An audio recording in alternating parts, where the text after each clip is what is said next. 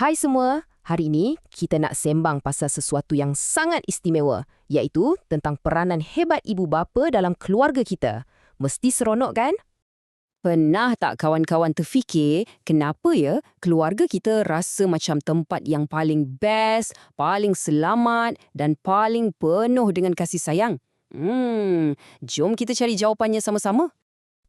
Ini dia rahsianya. Semua orang dalam keluarga kita, mak, ayah dan awak juga, semua ada tugas penting masing-masing. Bila semua orang bekerjasama, barulah keluarga kita jadi lebih kuat dan gembira. Betul tak? Okey, sekarang jom kita fokus pada dua orang yang paling penting dalam keluarga, iaitu ibu dan bapa kita. Mereka ni macam superhero dalam keluarga kita tahu.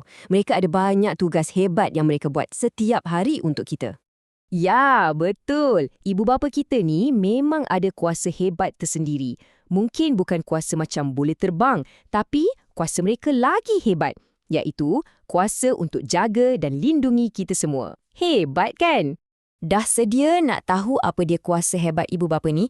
Jom kita selongkar satu persatu. Mesti tak sabar kan? Inilah dia antara peranan-peranan hebat mereka. Nampak tak? Banyaknya. Daripada bagi kasih sayang sampailah tolong kita belajar. Jom kita fahamkan setiap satu ni dengan lebih mendalam.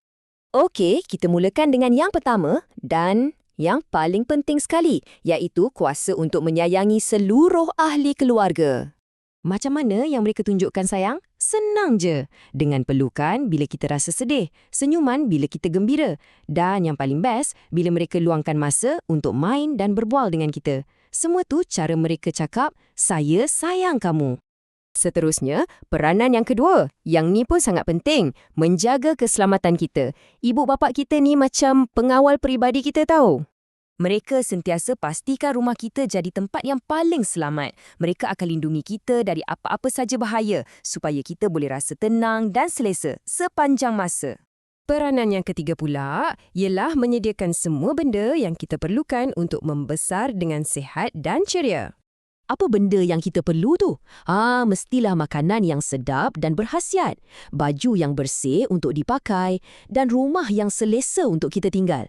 Semua ni disediakan oleh ibu bapa kita yang hebat tu. Yang keempat ni istimewa sikit. Ibu bapa kita ni contoh teladan pertama kita. Mereka lah yang ajar kita jadi orang yang baik hati dan jujur. Bila kita nampak mereka buat baik, kita pun akan ikut kan? Dan yang kelima, mereka bagi kita pendidikan. Maksudnya, mereka hantar kita ke sekolah, tolong kita buat kerja rumah dan selalu bagi semangat untuk kita belajar benda-benda baru. Sebab apa? Sebab mereka nak kita jadi pandai. Jadi, bila ibu bapa kita dah buat semua peranan hebat ni, agak-agaknya apa yang jadi pada keluarga kita ya? Ini dia jawapannya. Hubungan dalam keluarga bertambah erat jika setiap anggota keluarga menjalankan tanggungjawab mereka dengan baik. Maksudnya, semua kuasa hebat yang ibu bapa kita gunakan tu sebenarnya membina sebuah keluarga yang sangat bahagia dan kuat. Okey, kita dah belajar banyak sangat pasal peranan ibu bapa hari ni. Sekarang, saya ada satu soalan khas untuk kawan-kawan semua. Soalannya, selain 5 perkara yang kita dah bincang tadi, boleh tak kawan-kawan fikirkan apa lagi peranan ibu bapa?